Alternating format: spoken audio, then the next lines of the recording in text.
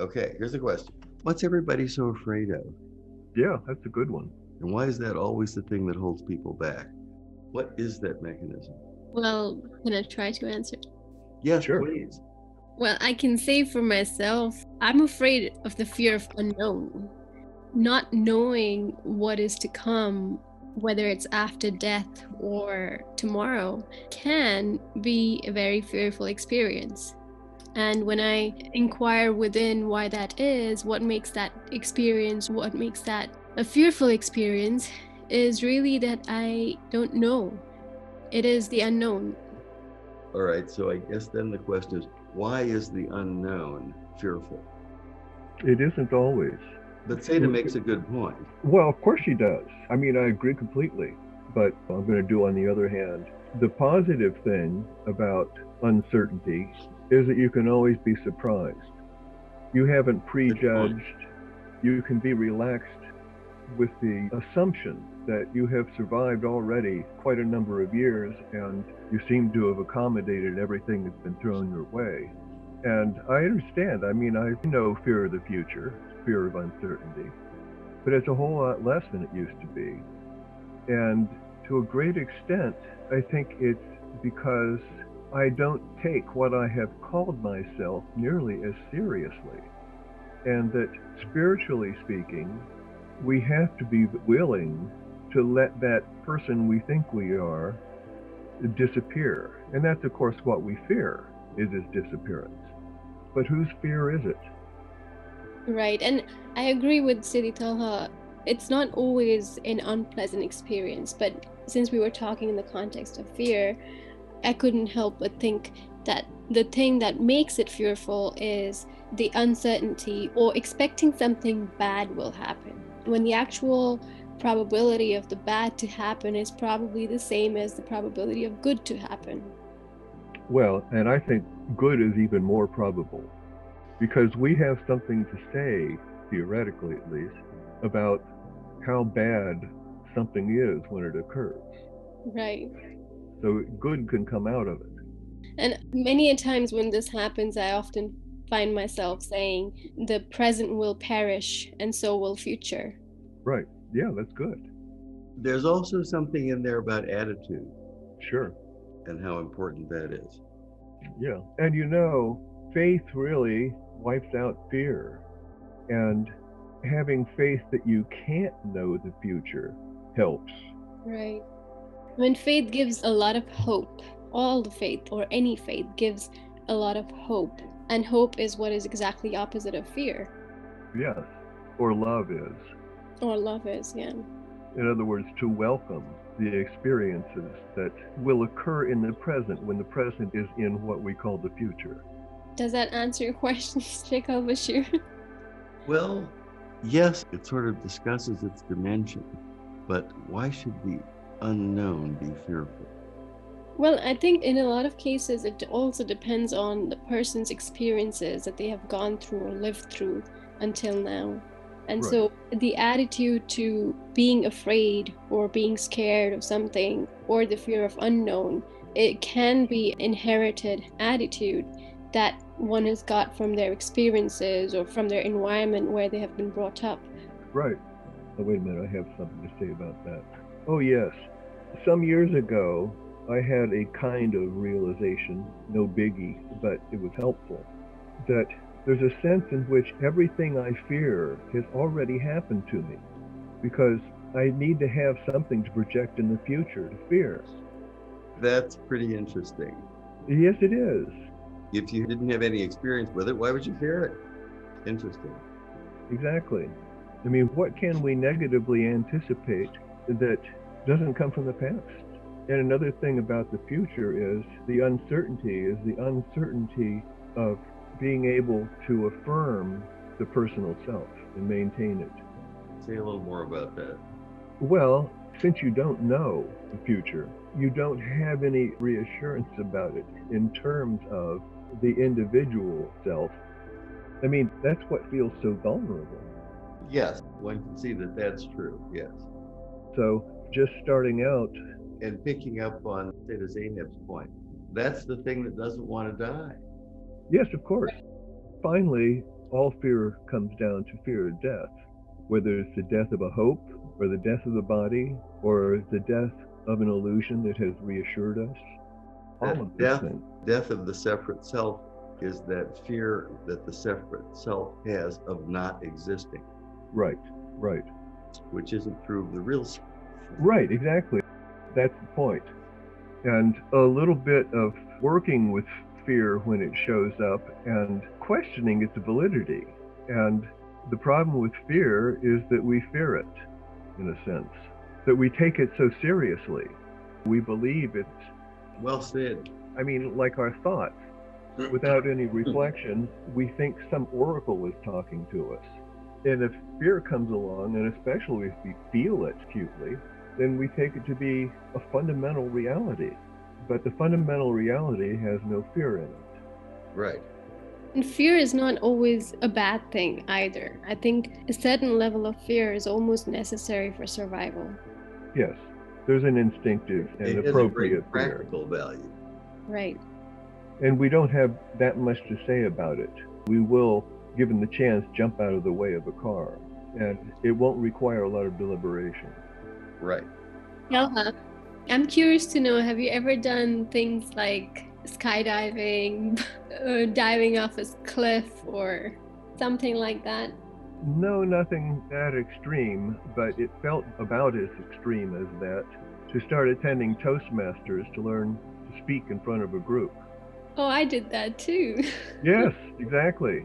But, you know, it's like I felt the fear and did it anyway, which is to say not taking the fear as a fundamental reality, not taking it so seriously.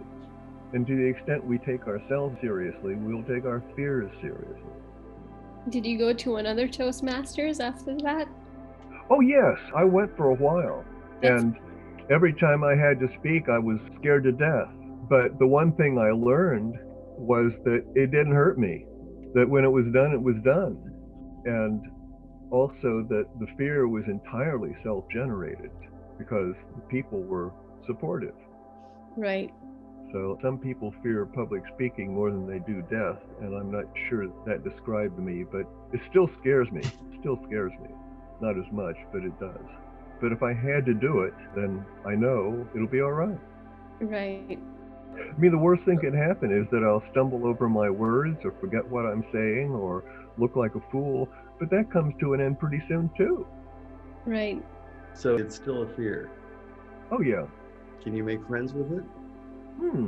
Maybe. Idea worth thinking about? Well, I mean, I have inquired into my fear in various forms and ultimately don't find it. Yeah. So I don't know. I mean, no, it's not a friend, but for the duration of this terrestrial existence, my mind could be a friend rather than speaker of doom. Yes, that's the problem, of course, the mind. Yes, of course. All right, enough of this. Shall we get on to the questions? Sure. Over to you, Advaita Vedanta.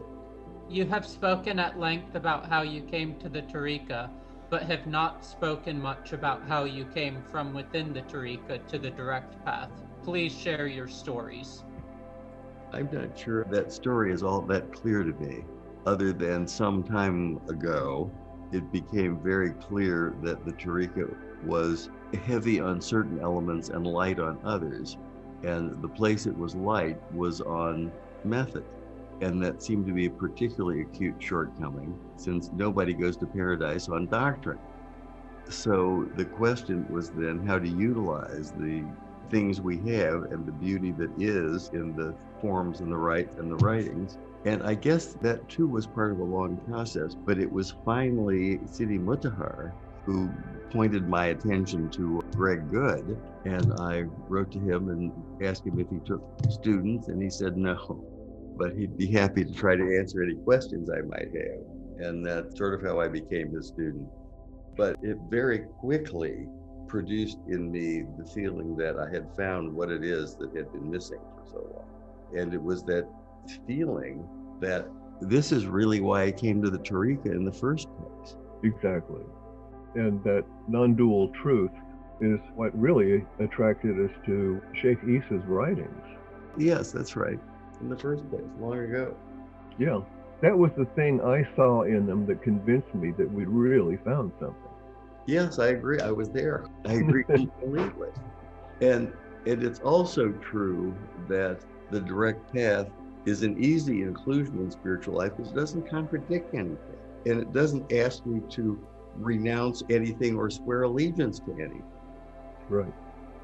And that's real helpful. That's my answer, CD. Well, yes. The way I would express it is that I was in the Tariqa for some time and felt that I began to feel like I know all this stuff. Why don't I experience it? And of course, there is the wise teaching that we don't always notice the changes that take place over time. So knowledge alone, as much as I loved it and it sent me on flights of intellectual wonder, I just thought, well, it's kind of the same question. If God is omnipresent, why don't I see him? And so anyway, so that's why I think in both our cases, we moved in the direction of reconsidering method. Yes, clearly. Because method is experiential. Yes, and we knew a lot about method. We just didn't have one. Well, not much of one. I mean, fair enough. That's right. I mean, the forms are simple and they're deep, but I don't think one reaches the depth without experiencing one thing and then finding another. Right. So, yeah. No, finish. Well, I'm not sure what came after that. Go ahead. No, I was going to ask Sayyidah Zainab, because aside from being a senior functionary in the Tariqa, you're also a direct pather, or at least in my mind. Well, I think my introduction to the direct path came from you. Yes, but that's not enough of an explanation. Short answer. Well, I think ever since I came into the Tariqa, I saw the benefit of the practices and the rites, and reading the text certainly helped.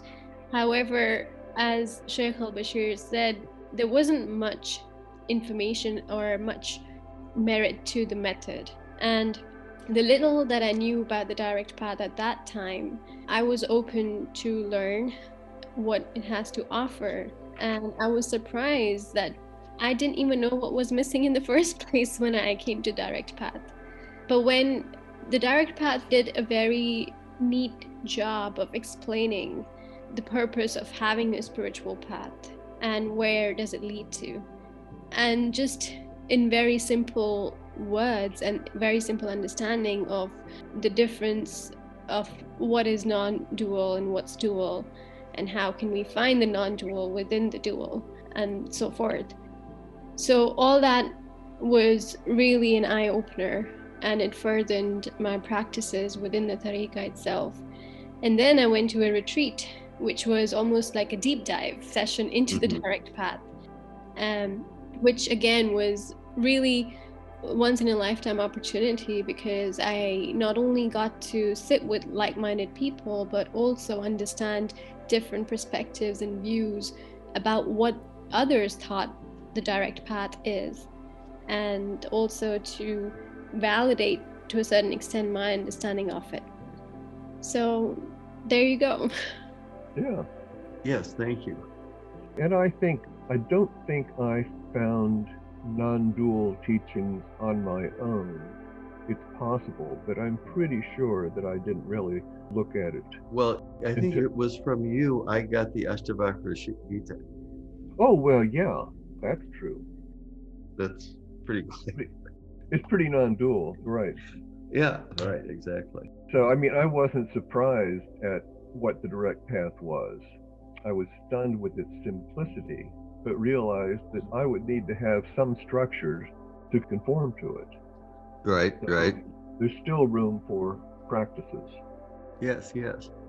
Sayyidah Badriya? Well, I'm not really a direct pather, so I don't really have anything to add to that. Well, do you have an impression?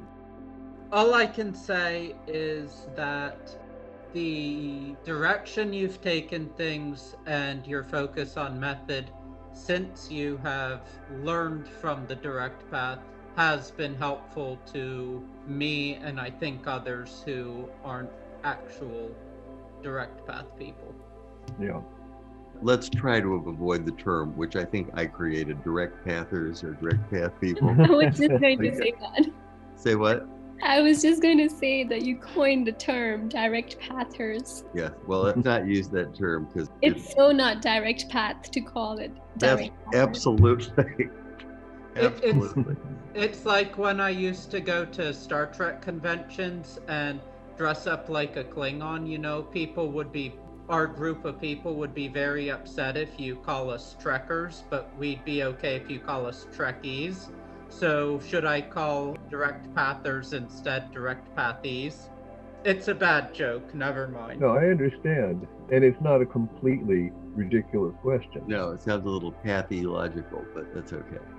Yeah, but like I said personally, I have an innate, not dislike, but Hinduism just doesn't do anything for me. So the direct path is too close to Hinduism for my taste. So getting whatever insights it has to offer filtered through the Tariqa and through you, much better for me. Because, yeah, there's a lot of forms that I love. Egyptians, Etruscans, ancient Greeks, but Hinduism doesn't do anything for me aesthetically. But that's just me. No, it isn't. Hinduism is always resisted by attempts to penetrate it. What made the difference was realizing that Hinduism carries within it a treasure called Vedanta. And so I can allow everything else in Hinduism to be a relative thing, relative to the core truth. And it bothers me less that I don't understand a lot of it and that I don't relate to the images. But I appreciate it more than I used to, even though I mean, it's Vedanta that makes Hinduism a positive thing, in my opinion. Sure. And that makes sense. It's just, I guess, a lot of people strongly dislike Islam because of their perceived view of Islam as having certain socio-political problems going back to the Quran. But as someone that's actually read the scriptures of many religions and knows the historical political context, Islam in many respects was a religion of liberation, same as Buddhism. Whereas there's some big issues with the socio-political background of Hinduism and the Vedanta, because one of the major Upanishads, the Brihadaranyaka Upanishad, which, you know, on the one hand is giving you descriptions of non-dualism, and on the other hand, it has probably the world literature's worst and most graphic incitement towards rape. There's a section in the Brihadaranyaka Upanishad that says if you want a woman and she doesn't accept, chase her even if you have to chase her into the forest, then beat her into submission. Well, literally, that doesn't sound very good. No. And the image that comes with it is not to my liking. But I kind of think of Hinduism that over time it has had to include so much. It's been around long enough that people have answered questions in different ways, and they hang around. And a lot of the ways that Hinduism is practiced are really in fragments of Hinduism, whether it's Krishna or whatever, and that's fine. But there are parts of Hinduism that don't connect well with each other, and that is going to have to be fine too. But it's a smorgasbord of possibilities if you have the appetite for it. All right. I was just about to ask Sayyidah Zainab if she had read the Ashtavakra Gita. I did, yes. Amazing, isn't it? It is. And if I may add to what Sidi Talha was just saying, you know, Hinduism being one of the oldest religions is not immune to interpretations and additions. And we all know that because it's one of the oldest religions and because it's been not only taught but read and studied into so much detail that over the years there's been many commentaries and even additions to the Upanishads. So the understanding of what a certain shlok, which is called a verse, in the Gita or in the Vedas mean could actually be not the original understanding what it was supposed to be. Much is left to the imagination, similar to any other sacred text like the Quran, for example. Yes, it's true. And of course, it's clear in Hinduism, as it is in most religions, that there are inner circles and outer circles. And there are always the people who choose. I mean, if you choose exclusively a karmic path or a bhaktic path or whatever, and then if there's too much emphasis there, then something is missing. Just as in the Tariqa, more experiential things I found to be missing. But now I know what experiential things are possible in what we have been given. Well, are we done with question number one? Anyway, I didn't want to Is that lead all us for question down number that one? path. Yes, didn't really want to lead us down that path, which is why I was trying to be quiet. But I just wanted to have the caveat that we all have our own opinions, and my own opinion is not favorable towards Hinduism, but I'm sure that lots of people have lots of opinions that are not favorable towards other religions. So we'll just leave it at that. Sure.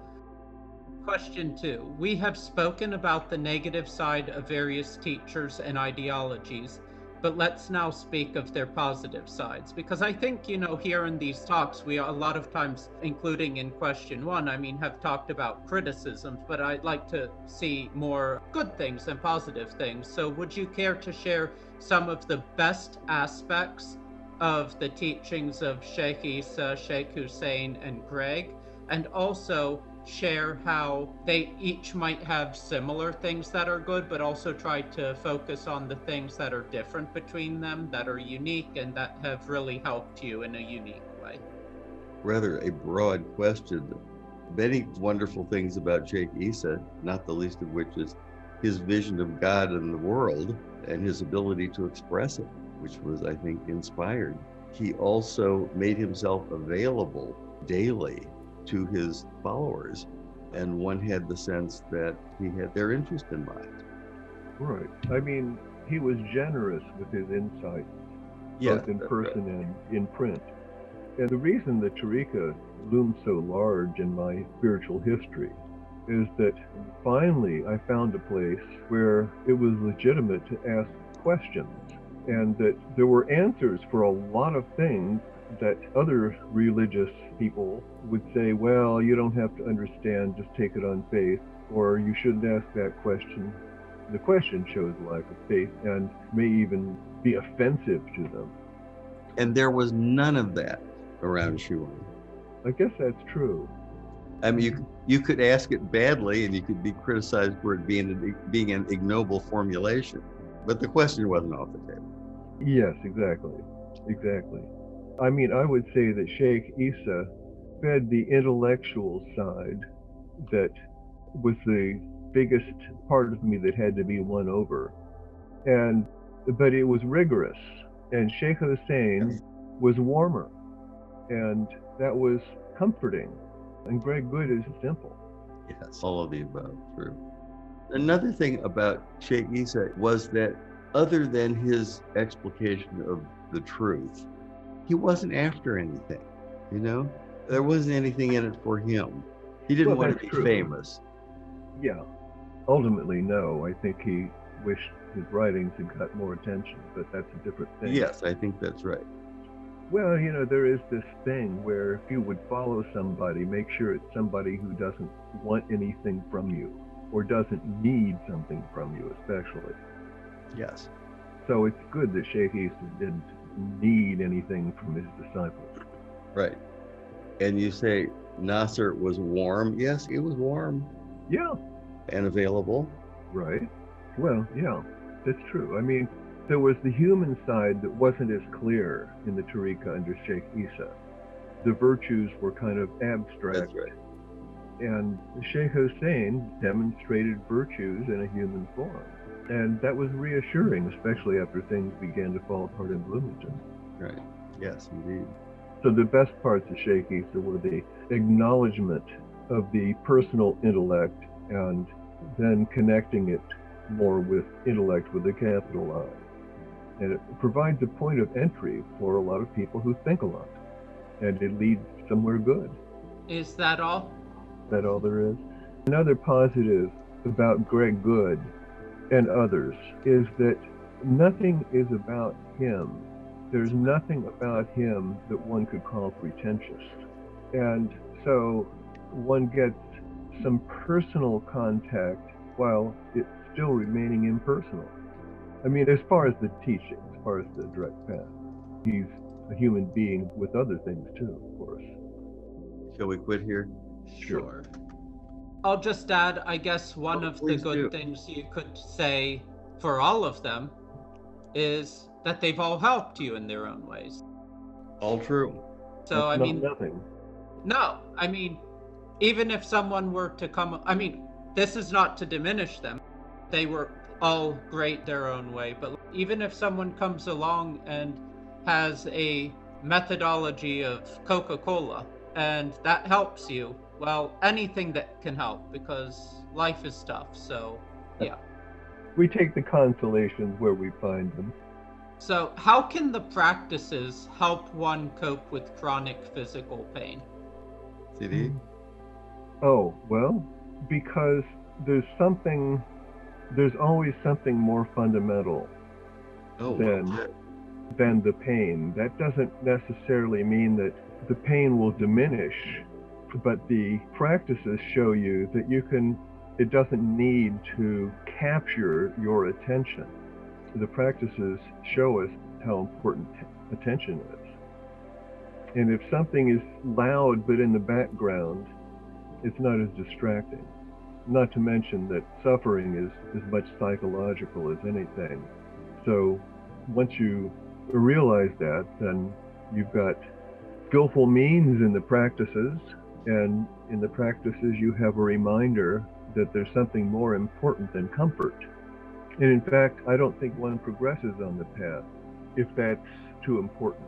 I have a little post-it note up that says, "Your love of comfort is killing you." well, other than the certain practical value of being able to put your attention somewhere other than on yourself, pain is just a condition of life. Well, yeah, it just depends on how much. I mean, what varies is how much. Yes, that's right. Anyone else?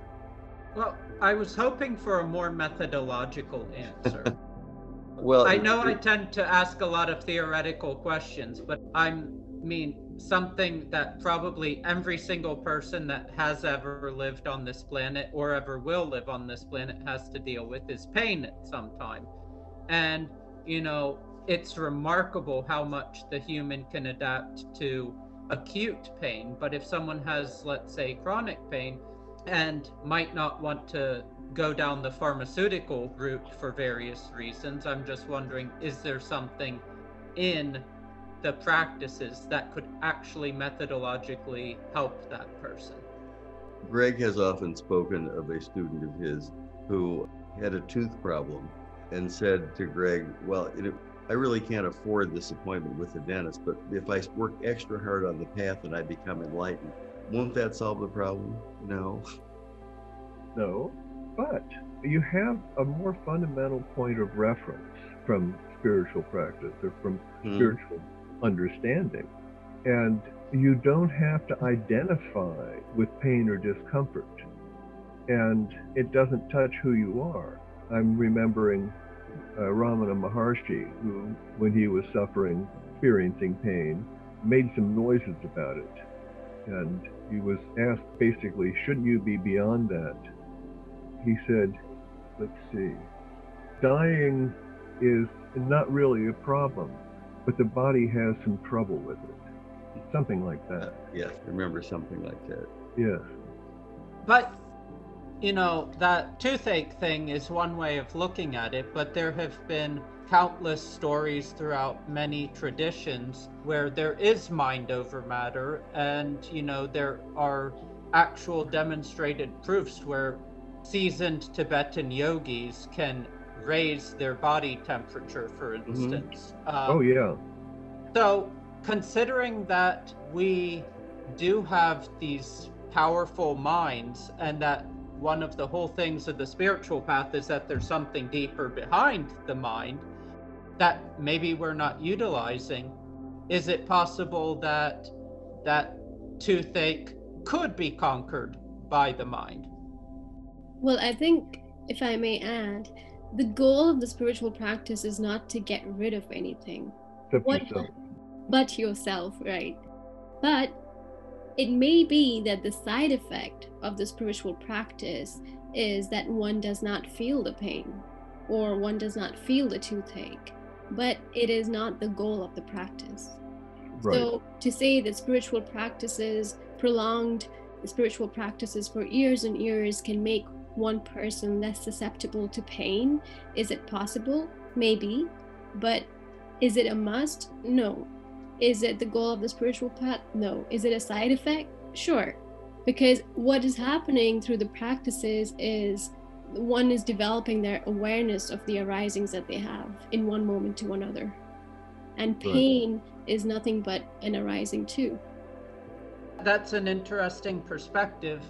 But again, I'm not asking what the goal of the path is. I'm asking how the spiritual path, someone that's already on the spiritual path, can maybe use the practice, practically speaking, to help them manage pain.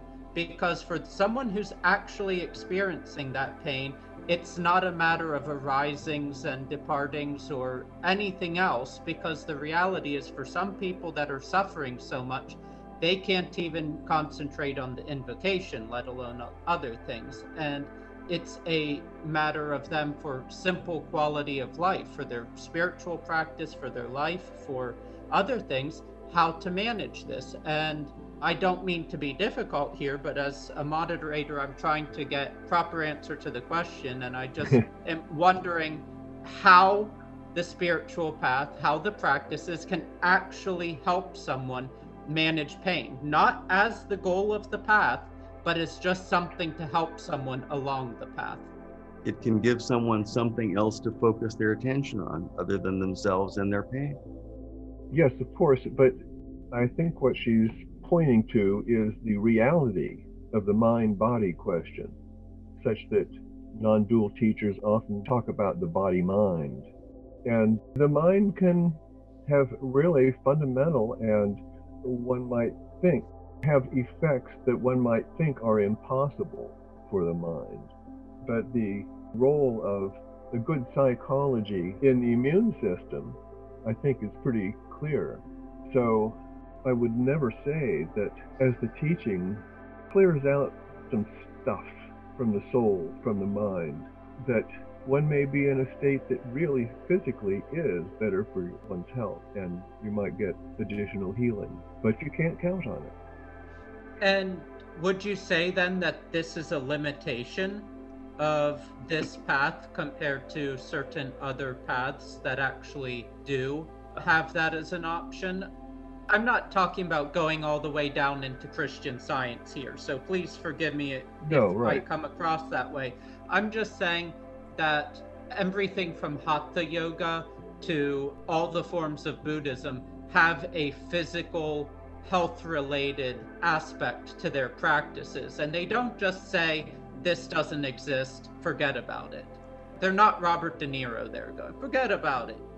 They actually say, this is an important part of the practice. And it works together. On the one hand, the practices are supposed to help the health, and then having the good health helps the practice. It's really a synergy there. And as much as we might be spiritual beings and everything, and all things might be one, the reality is we're here in the world, right here, right now, and people experience different problems in the world. And I think whatever path we are talking about has to deal with these things in order for people to take it seriously. Well, not every path explicitly has a skillful means for this, but where there are elements of that, it would be silly not to avail yourself of it. And I mean, with yoga, one can learn how important a breath is, for instance. And if we start to gain balance and harmony, whether it starts in the mind or not, I mean, you can't separate the mind and body. So, yeah, I mean, I have no problem. And maybe there are people There may be teachings within Islam that, while not in the Quran, are still there as a skillful means. I don't know. Well, where does one find that in Islam? Sidi Hassan. Seriously, though, I mean, I think he's even writing a book on this right now, so, yeah. He would be certainly one to answer the question better than I can. I would just add that I don't think it's a limitation of a path that we're thinking does not include healing. Healing is also another form of suffering, and all kinds of suffering are within the path and outside of the path, even if people are not in one path. However, I do know of someone who's in the same path as we all are, and a very, very senior functionary who has been for years, many, many years, have been dealing with pain associated with shingles and have refused to Western medication or going down the route of pharmaceutical options. And they are managing pain. But if I was to ask them, did the spiritual practices help you? I'm sure the answer would be yes. So how it helped them is really an experiential question, because I cannot answer that question unless I've experienced it for myself.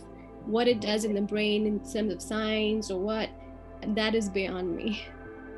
Yeah, I think that's right. Yeah, I think in principle, well, for one thing, the true teachings teach that we start out with limitations and ideally we shed those limitations. So it's not wrong. It's not necessarily wrong to have pain, and sometimes pain leads to further enlightenment. But it'd be silly not to desire relief from pain, from physical pain. And if you find something, alhamdulillah. I mean, if you find it in your practices, or even take up a practice that's supposed to help that and find that it does, well, wonderful. All right, but none of you actually have practical suggestions that you could give to the general audience. Well, the thing about attention and is important. Attention is not always an intensely active thing, but spiritual practice, if you really dwell in the invocation, in the name, you can be calm in the face of the pain more easily. And the mental part of the distress, which can be considerable, that feeling trapped in the pain, being doomed, those kinds of things, if you can get past those, your overall experience will be better. And who knows, the thing that hurts might heal. Right. Yeah. And I think there is a practical proposition here, which is keep up with your spiritual practices, whatever they are, and then see how you see pain or how you feel pain. Right. It may change your relationship to it, even if it doesn't ease it. Yes, if you keep up your spiritual practices, you may come to see that differently. You may be able to stand back or aloof from that kind of pain. There are certainly many stories of great sages who have great pain.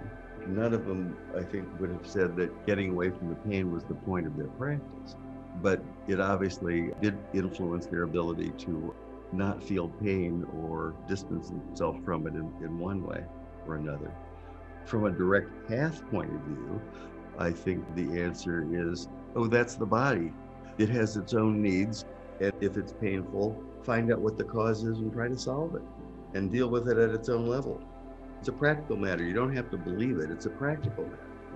Yes, and I think sometimes part of getting something good is being open to it. Yes, I think that's true. And ultimately, the path leads to greater and greater openness. And you may find a way to be open to the pain and offer less struggle and resistance, which makes your life easier. All right, I'll just say that anything anyone can do that helps their practice is a good thing. And if the pain is affecting their practice negatively, then seeking out options, even if it's in China, that's a good thing. Even if it's in Big Pharma? No. China's okay, but Big Pharma's not? You don't have to seek that out. That's the thing. That option's always there in the background if there's really no other option. And I think that's the thing. There's an opioid crisis happening right now in the country and in the world. there's lots of problems with a lot of these drugs that people are taking for pain.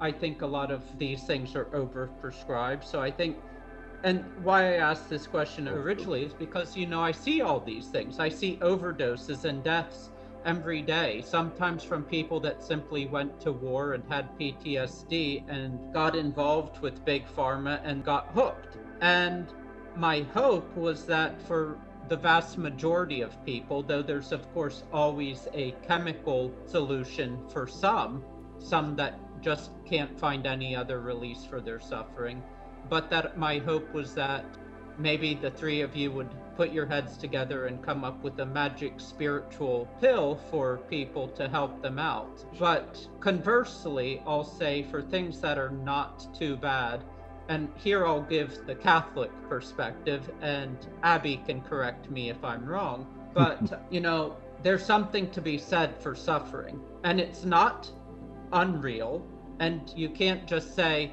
this isn't real, this is just a phenomena, but it's an actual suffering, and there's something metaphysically real about suffering, but there's something also that in moderate suffering could actually be healing.